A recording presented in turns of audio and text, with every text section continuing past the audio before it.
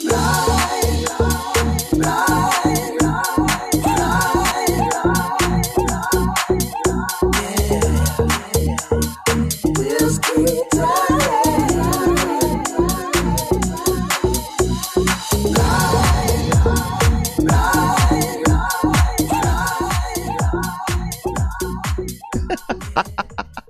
morning. Welcome to Lovebabz Lovetalk. I'm Babz Rawls. Thank you for tuning in today. It usually is Motown Monday, but it is not. It is New Haven Symphony Orchestra Monday because I have the new incoming conductor, Alasdair Neale. Welcome. How are you? Turn that mic a little bit closer to you so you can. How's that? Yes. All right. Much you get better. the full deep baritone range. Yes, I like it. Hello, welcome. Thanks so much for having me.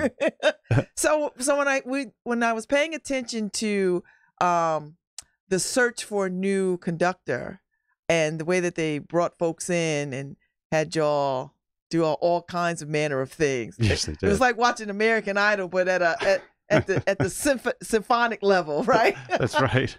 And so they made their choice, and it's you. Yeah, how about that? You have some roots here, like you have some history here. I do. So I lived here between 1983 and 89 before I went out to the West Coast. So I have 6 very formative years of my life, my early 20s, and many wonderful memories of New Haven. And I'm so excited for what really is a homecoming for me. And you were a student here. I was initially, and then I taught. I conducted the Yale Symphony. Oh. So yeah, I was here for 6 years. It's in a good way. It's a little bit surreal, to come back after 30 years and see the same buildings and also see the transformation of the city, but in a good way. I mean, it's just very stimulating. Like they have a whole new campus. Did you see Yale has a whole did. I used to live right by there. My first address was on Mansfield Street and by the hockey rink. And yes. I was like, what happened? It's like, wait, there's a whole new campus. It's so weird. So you're coming back here because when you were here in the mid 80s, it was a little different. It was a little grittier. It was a whole new campus. Yeah, it was a little different. Weird. It was a little bit declined. So yeah, you're coming back here because when you were here in the mid 80s. Clearly there's been an amazing transformation. It was a little grittier. In the interim, and that's one of the different. exciting things that I'm looking forward to. So you're coming back here because when you were here in the mid 80s. Clearly there's been an amazing It transformation. was grittier. And there's a lot out there to I mean, there's a ridiculous amount of apartments. Everything else has changed, since the mid 80s. Now, do you have to bring a family too? No, it's just really just myself, and my partner will come occasionally from San Francisco, but he's pretty busy with his own job, so so now you got to do that. Yeah, we have to get that whole people do it. Thing. Yeah, it's possible. People do it, and it's not a bad thing. So yeah, we'll make it work. They're just racking up a few frequent flyer miles, I guess, along the way. So now, what made you want to do? Wait, let me ask this. When you do the kind of work that you do, is the goal to conduct a symphony orchestra somewhere? Yeah, I mean that's what I'm trained to do, and that's what I love to do. I've been doing it since I was a teenager, and so that's what gives me the most satisfaction. But there are many other. I mean, there are a lot of parts to being music director of a symphony, but the focal point is getting up there and conducting the orchestra. And so, what was attractive about this? Well, first, the wonderful quality of the orchestra. I actually did guest conduct the orchestra about 18 years ago. And of course, I have memories as a student here, listening to New Haven Symphony performances. So I already knew that there was a wonderful tradition of great music making. And I remember that from 18 years ago. So when the opportunity came up and I had to think about throwing my hat into the ring, that was the first thing. It's like, well, I remember the orchestra was wonderful. And so was the community. And just, there's a little bit of a sentimental attachment for me to coming back to my roots that's involved as well. And so the whole combination just was irresistible. I thought I would love this if this could possibly happen. And it has. The symphony has really become a part of the New Haven fabric. They've embraced the schools and they've extended themselves and allowing children to interact and be a part of. So is that something that you're interested in and continuing? Absolutely. I mean, music education has always been part of of my career up to this point, and I was particularly impressed by the robust education programs that the symphony maintains, and I'm fully intending on rolling up my sleeves and getting involved. And I'm even during this week there are some education initiatives that I'm going to be part of, and visiting schools and all sorts of things, which I definitely want to continue when I'm music director, because it's something that's important to me, very, very important. So it's not just conducting the symphony. I mean, you've got to do a whole lot of things as a musical director. Exactly. There are a lot of hats in the closet, and I have to say, well, what hat am I putting on today? And that's great, because there's no danger of ever getting bored or routine. There's always challenges, but I prefer to think of them as opportunities. So now, do you decide the kind of music you start the season with? Do you decide the music for the season? Yeah, I do. Ultimately, it falls on my shoulders, but particularly my first season, but I would say also as a matter of course, I want to consult with a lot of people, so that I get a sense not just of what I want to do, but what I think will be a good fit for the community. It's not just about satisfying my own personal wish list. In fact, that's probably one of the less important factors involved. I want to find out what music connects, but also to get a sense of how I can introduce new things as well. It's not just playing stuff that everybody knows, but I want to introduce music that I know that I think might resonate with people. And that's what I'm finding out in these weeks that I'm visiting. Well, we were talking a little bit off mic. How do you balance the traditional stuff that people are used to and look forward to and enjoy, with the innovative sort of maybe some avant-garde stuff, maybe some lesser known pieces of work? Exactly. Or from people that you probably don't know as, everybody knows Handel, everybody knows Beethoven, everybody knows, Yeah, and of course, and those are names that the familiarity with those names is something that sells and attracts people, and I think it's human nature to be a little bit skeptical of something that we don't know, and sometimes to assume the worst. Like, I don't know that name. That's probably going to sound awful. I mean, I'm guilty of that as much as anybody.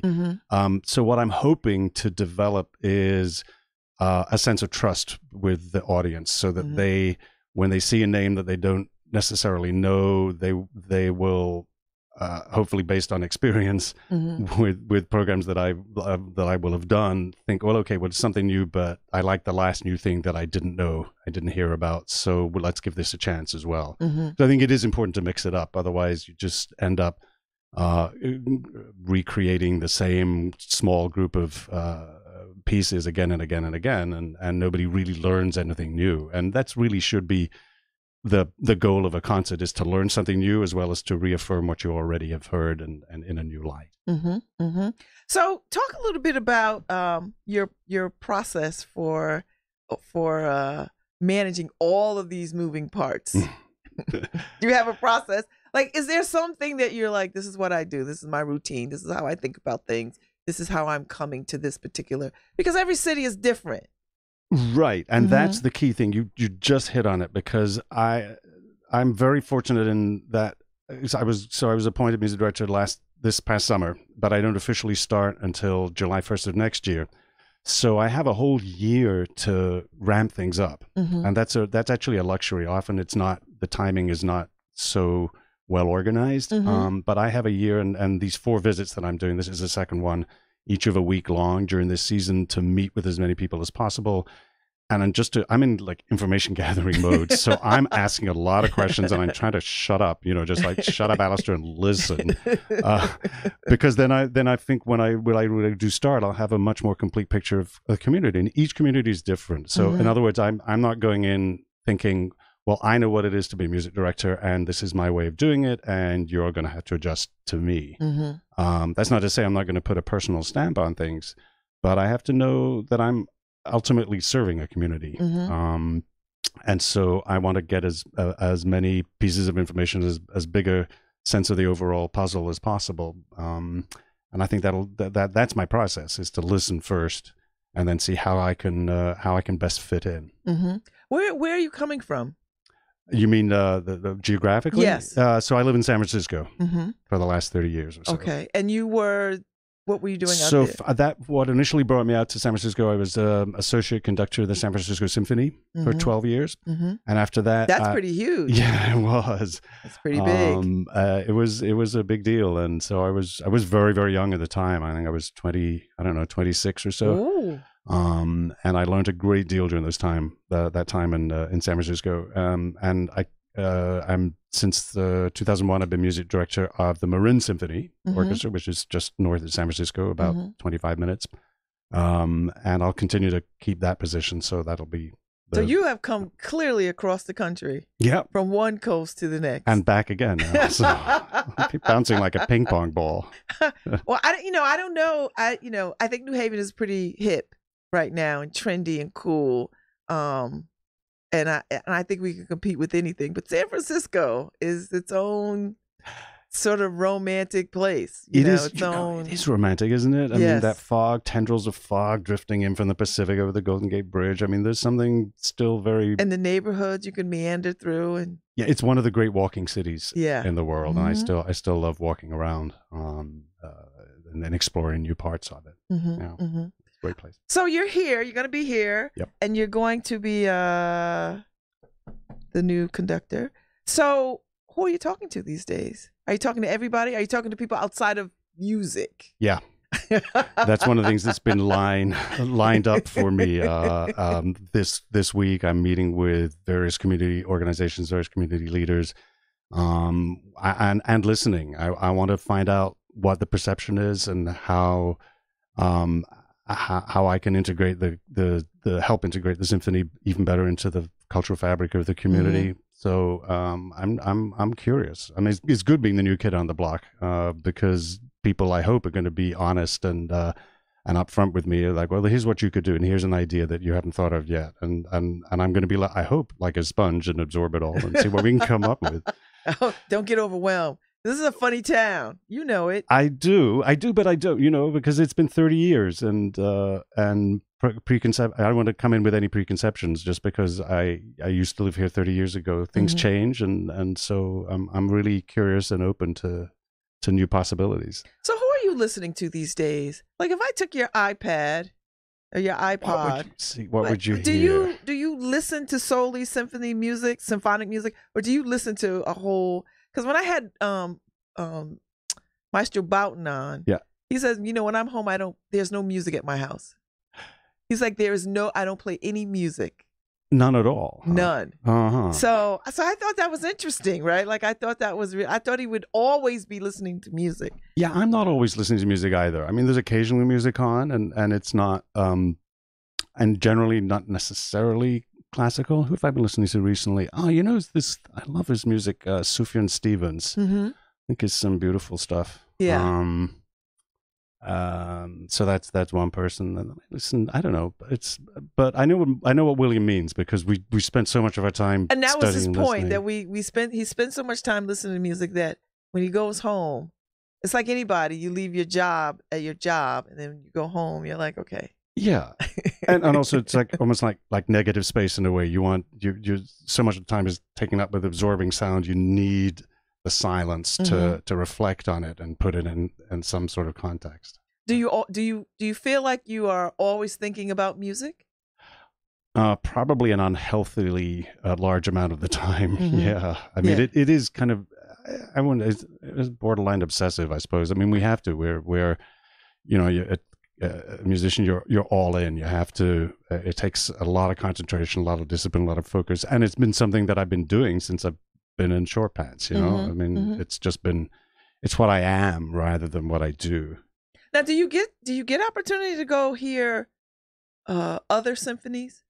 Sure. Living in San Francisco, I get the chance to hear. Like not one that you're conducting, but like you go buy a ticket and you go like go to hear San Francisco Symphony. Yeah. And I come to New York every now and again, and usually take in a concert or two if I'm able to do that.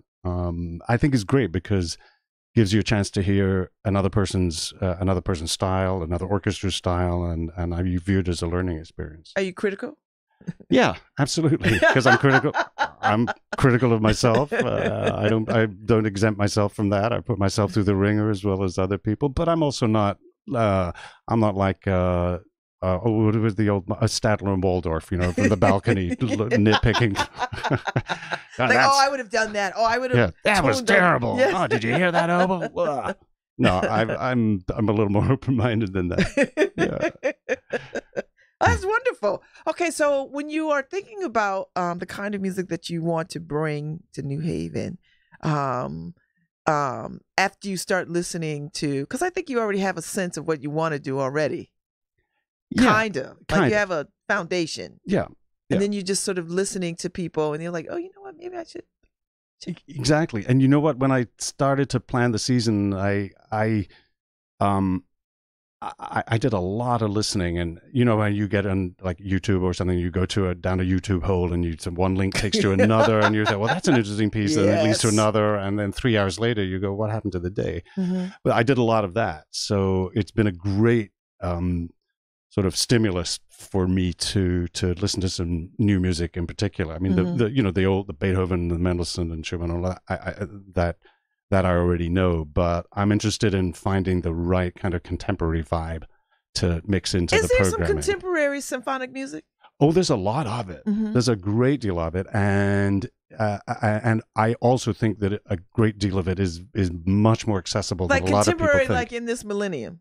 Yeah, absolutely. Like in this decade. Yeah, in this decade. Really? Absolutely. Yeah, okay. Yeah. And I'm going to be bringing pieces that have been written. Because I don't think most people think that symphony music is like as current. Right. I don't think people think of it as like now. And that's the perception that I'd like to destroy, because there's a lot of great stuff that's been written out there, and particularly in the States. Honestly, I'm not really that familiar with contemporary European music. Mm-hmm. Maybe it's just the geography being 6,000 miles away from Europe on the West Coast. But there's so much great contemporary American music that's being written that is, without being dumbed down in any way, is very accessible. It's because of this wonderful sort of multiplicity of musical languages that we have in this country. There's so many different traditions that a lot of younger composers today don't have a strict rule book.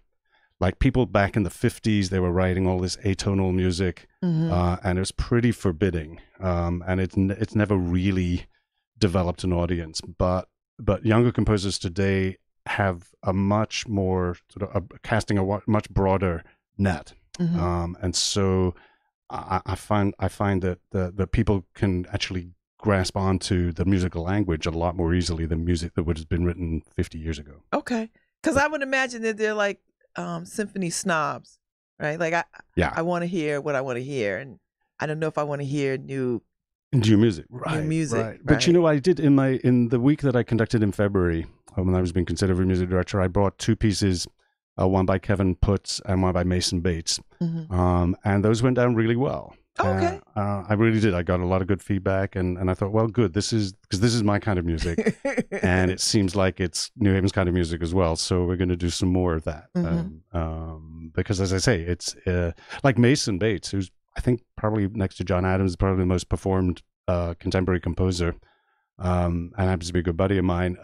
He also he's done work as a DJ, and so he adds electronica into the orchestra mix, and it's a whole new kind of vibe. And his music that sometimes incorporates a techno beat. Oh, yeah, that's pretty hot. You see what I mean? And that's that's something that you don't expect in a symphony orchestra. No, I think people might find that fascinating. Yeah. I hope so. Yeah, I think so. So who influences you? Well, I mean, like when you were younger, who did you dig most? Like, you know how when you are coming up in your craft, you're like, I want to pattern myself after such. Well, or I heard this and I really, you know what I mean? I do. I wouldn't say there was any one person, but either composers or conductors, but I remember listening. What made an incredibly big impression on me, but I think I was about 13. Somebody gave me an LP back in the day. Remember LPs? Oh, I just bought a record player, so I'm back to playing records. That's true. It's all coming back now. Yeah. Funny how that comes around.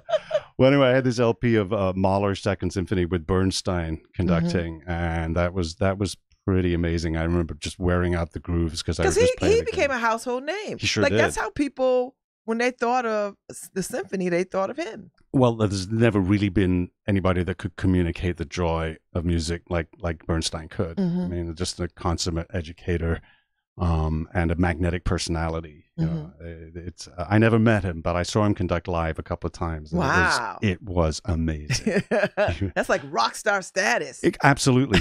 Absolutely. All right. Yeah. And so do you have a favorite piece of music? Like something that you could just hear and live with over and over again? You know what the beautiful thing about this is, Babz, is that there are so many pieces that I can listen to again and again and again. Like the list is endless practically. So generally what I like to say, and of course it's slightly flip, is that, well, my favorite piece is whatever I happen to be conducting at that moment. Okay. I like that. But truth be told, some more than others, you know, you can't go wrong with Mozart. Every time there's a new level of joy to be found in that music.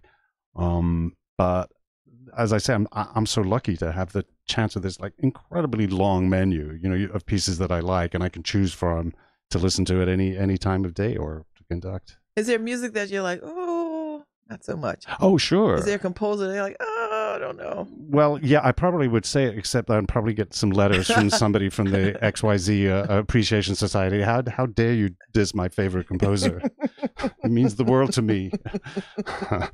So, but I mean, there are composers that I could take or leave, and preferably leave. But you know, the list on the other side is so long. That's the beautiful thing. So, talk to me a little bit about the business side of the symphony, because you have to sell tickets. Yeah, right. You have to. Right. People have to buy these tickets, and as beautiful as the music is, you need people in the seats. Absolutely, 100%. And that's the part that they never teach you in conducting school, right? We learn our craft, and then, oh, by the way, you are also responsible in part for, you know, the financial well-being of an organization. So, but that's where the administrative team and the board comes into play. It's not just on my shoulders. I'm part of a team of wonderful people in this organization that I'm getting to know, and I'm going to rely on their advice to be able to lead the organization. It's a team effort, and yeah, we have to be responsible. We are in the business of staying afloat, and so there are boundaries. We just can't do everything that we want to do because things cost money, and we have to raise money, and that's one of my the parts of my job is to be part of the community and to enlist support in all sorts of ways, including financial, from people that are part of the community. So how often, what is the schedule like? How often are concerts? Well, we do basically 8 classic series and 4 pops, as well as various other single projects. And each of those classic series has either 3 or 4 rehearsals. So in basically the 3 or 4 days leading up to the concerts, there's a very compressed rehearsal period. But on the other hand, it's not every single week either. So it comes and goes. Is there a break? Do you take a break? Like, do you take summers off, or what happens? For me? For the orchestra. The symphony usually performs one concert in June, and then our first of our classic series is toward the end of September. That's the general idea. So the musicians have the summer off to do other things. So do the musicians, is this their full-time life? Generally, no, because they play in, as far as I understand, most of the musicians play in more than one organization. Okay. So they have to put together a jigsaw puzzle of other orchestras, organizations in Connecticut and beyond. Are you a musician? I don't play anymore. I used to play flute and cello. Really? So I have 2 instruments within the orchestra. Was that your mother making you do that? No, I chose that myself, believe it or not. Yeah, I did. I bought that all myself. I mean, only myself to blame. But I haven't really played. I didn't play cello. I did a little bit in college, and then flute I played slightly beyond college, but it's been way too long. And so, you know, you lose it. You use it or lose it. Do you feel like you're a musician? Do you think like you're a musician? I think so, because I had all of those my formative years playing in an orchestra. So I try and draw on those experiences as a conductor to remember what it feels like, what I needed as a player from a conductor, and try and put myself in the player's position. What would a musician need from me or want from me at this moment? And then I try to make that work. Mm. So New Haven is a very political town. Mm-hmm. Where are you going? And so you may get asked political views, or you may get asked political things, or you may find yourself up against political incorrectness or political correctness. And I don't know, what's your thinking around the world and your thoughts about what's happening in the world? That's where I'm going. Yeah. So, because you're not unaffected by it. No, particularly not at all. when people are talking about cutting funds for art kinds of things and Well, there I have no problem in expressing opinions. If that counts as political, to say that I think art should be supported, and I think it's disgraceful if government sort of takes away its responsibility for arts funding, then yeah, if that's political, then sure, that's fine. In terms of raw partisan politics, I think one of the great things about music is that it actually is one of the forces that can that can transcend all of that, all of the muck, all of the mire, that no matter what side of the political aisle you fall on, everybody can agree that Mozart is a great composer. I think you're right. And it's actually it's a good way of finding common ground where the seemingly common ground is getting eroded more and more every week. That this is something that we can come together on and put aside political differences and focus on the beauty and the power of this music. I know that sounds a little Pollyanna-ish, but it's the best I've got. That's a good answer. I think you're going to be all right. I hope so. I think you're going to do all right on your feet. So talk a little bit about the dream of what you do. Like, what is a conductor's dream? Do you have a dream orchestra in mind? Do you have a dream locale in mind? Like, I know you're taking this job and it's going to be a wonderful job. And yeah. I know you're excited about it, but what do conductors think about beyond, like, what's the dream? Like, if I'm a politician, I'm thinking, oh, you know what? Maybe the White House. Yeah. Do you know what I mean? Like, I'm a city council, but maybe the White House.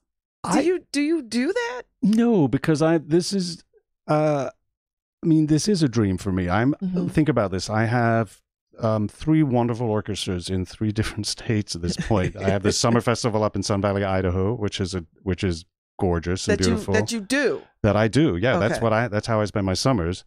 And then I'll have this wonderful orchestra in New Haven, and I have a wonderful orchestra in California, and that's my life. I mean, that's an incredibly lucky thing. Yeah. And I feel so fortunate and so grateful when I wake up in the morning to think I somehow or other I've got this, and I must cherish it and take it very, very seriously, and at the same time have fun doing it. But this is a really wonderful life that I've been given. So that is a dream, and I focus much more on, okay, where am I now, and how can I make things better? And that's very much that's why I'm here this week, to learn, and I want to make a difference. I want to get as many people passionate about the same things that I'm passionate about. And in the world of classical music, that we have to counteract a lot of perceptions. That whole elitism thing about, the symphonies for the other people, and this is music that absolutely has, whether it's contemporary music that nobody knows yet, or Beethoven that's been around for 250 years. This is music that touches people. But we have this incredible responsibility to make it relevant and to persuade people. Yeah, it's worth taking a couple of hours out of your life and to come and visit us, because you'll be better at the end of it. What I love about the New Haven Symphony is that they do this teacher family night thing. Right. And it's free. and kids, because I used to bring my kids. I brought my kids when they Did were you? Yes, when they were younger. I mean, they're all kind of big teenagers, almost out the door kind of stuff. But when they were younger, I'd sign up, register, because they'd put a call out to register for tickets, and they'd be free, and you would come. And I took them, and they loved the music. What was their reaction? I mean, how old were they when they first came? Oh my there? God! The first time they came, I think they must have been like 7, 8 years old. Now they're like 20, 19. You know, they were like that, and they loved the music. Particularly, we came to hear some fairy tale music, and it was so beautiful, and they recognized it. They recognized it, and they enjoyed it, and so it was the thing that they looked forward to. They would say, "Oh, we know it's coming around. Are we going?" I'm like, "Yeah, we're going." Yeah. So it's one of those things where, if you like, I have 4 kids. I can't buy 4 tickets. Right. You know, 5 tickets, 6 tickets at at $60 or $50 a clip. So it was nice to sort of be able to expose them to this music, and with the family, as a family, and not be broke. Yeah, well, I absolutely. I mean, there's a big challenge, because we want to. It would be great if we had the kind of financial situation that we could just offer every single concert for free, but almost nobody has that. And so this is a great sort of way of, as you say, of bringing in people, and hopefully instilling that love. Yeah. And who knows at what point down the road that people And I come have back. bought tickets. Yeah. I have bought tickets and have gone. I have treated the symphony as a date night. How did that work out? It was nice. Was it? You don't think about these things, but it was a really nice time. Like, it's more romantic than you know. So, I have a great fondness. That's why I was so excited to talk to you, because I enjoyed the symphony over these last few years, and so I'm so delighted that you're coming and that you have some history here. Yeah, it really is. You mentioned a dream a minute or so ago, but and I do feel this is something of a dream to come back. And there's so many exciting things ahead. I start next summer, but I really feel like I've already started. Yeah, I'm feeling. If I do something, I want to make sure I roll out my sleeves and I'm all in. So, do you have to get a feel for Wolseley Hall? Because it's an interesting place, isn't it? Though. Yeah, no, I remember from 30 years ago, some of those sounds are still echoing, I think, from a concert I gave in 1989. I think this is just the last vestiges are still rolling around. It's not without its challenges, yes. Yes. But it's a grand dame, I guess, of sorts. Still standing. And the orchestra knows, they know how to play it, because it's so resonant and boomy. You have to play the hall, as they say, and so it's a very different kind of acoustic than if we were to go somewhere else where it's much drier. So that is a challenge, because it's the way that like you articulate, like an actor articulating consonants and vowels, and be very conscious of that. We have to do the same thing with our instruments in ways that we probably wouldn't in another hall. So that's going to be a little bit of a learning curve for me, although probably easier that I have this institutional memory to draw back on. It's like, I remember how this hall was 30 years ago. And the good thing is that when you get a crowd in there, it absorbs up some of the sound. And I know the symphony participates doing it on the green. Yeah. Like, I was there last summer, and they had some collaborative work done. They had commissioned some work with some artists. Yep. And did a piece, and it was stunning. Well, that's in the works again for this summer. Oh, really? Yeah, and I'll be doing that concert. Whoa! So we're working some stuff out during the course of this week and beyond. I think the symphony on the green is a beautiful thing. The sound is incredible. Yeah. To hear the music outdoors I think is a real treat. It's great, and that's the wonderful thing about a symphony orchestra. You can put us anywhere, and we're going to sound we're indoors, outdoors, whatever. It's such a flexible sound form, and so there's a couple of really cool things up our sleeve for that. Oh, that's cool. Program. Because I saw Diane Reeves with the New Haven Symphony Orchestra when she came. Yeah, and she was unbelievable. Was she? Oh, I was like, I love this. So cool. I'm excited. So Yeah, I can't wait to see what you do because you seem like a very interesting, eclectic sort of, so I'm trying to check you out. Would you check me out, please? Yeah, I'm gonna check you out and see what you do. I'm like, I would love that. That'd be great. So you're here for this week. Yep. You're running around. You're talking to people. Okay, have you eaten any place good? Because this is a food town now. I know. Beyond the pizza, it is a food town. I used to live on Worcester Street, halfway between Sally's and Pepe's. Really? Yeah. Oh, Lord. So you've already had your fill of pizza. Well, not this time around. That was my form. That was 30 years ago. Yes. So, we've progressed from that. I know. When I was here in February, I was staying at a hotel downtown, and I thought, okay, where am I going to go out to eat? And I found 2 great tapas places within walking distance. I thought, boy, this was not here in the 80s. No, at all. And you could eat yourself around this town. You can eat yourself around the world in this town. Exactly. And you can walk it. You can, you can make your way to Zinc. You can go around the corner. You can go to Barcelona. You can. That's where I went. Yeah. I went to Barcelona. It was great. I like it. So there. I'm going to have to get a list from you of restaurants that you recommend. I eat everywhere. Do you? Oh my God. Well, when we go off air, you and I are going to have to sit down and give me your top 10, Babz top 10 yes, list. Would you do that? I will. I so appreciated you. I enjoyed this conversation. Thank you so much for having me. Can we do this again sometime? Yes, I want to. When you get settled in, and then we'll come back and we'll process and talk about what you loved about the season, what you want to see differently, that kind of thing. Great. Let's do it. Thank you so much, Alasdair. Thanks, Babz. Oh, thank you, Harry. I appreciate this. All right, let me just play us out. All right. Thanks, Babz. Oh, thank you, Harry. I appreciate this.